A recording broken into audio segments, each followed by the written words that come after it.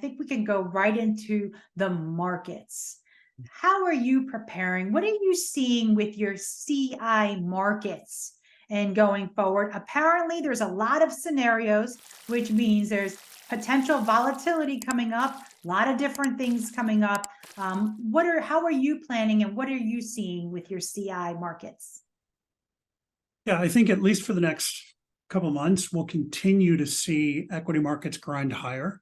It's really hard to see the incremental benefit that investors will get given the risks with markets at this level, and where interest rates are going. But we expect markets to continue to grind higher, despite what many people are thinking about markets.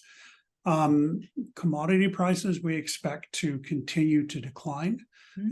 Generally, crude prices, there is a belief that I see in markets where crude prices are, bound to hit $90 any day. We're just not necessarily seeing that. We don't see a dramatic fall in crude prices. We see a ongoing kind of lumbering, slow fall in crude prices for the next few months.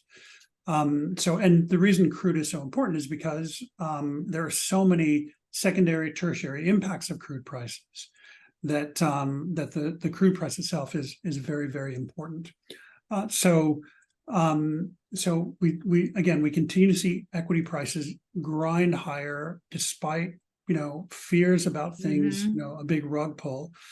We don't see them grinding a lot higher. We see them grinding marginally higher for the next couple of months.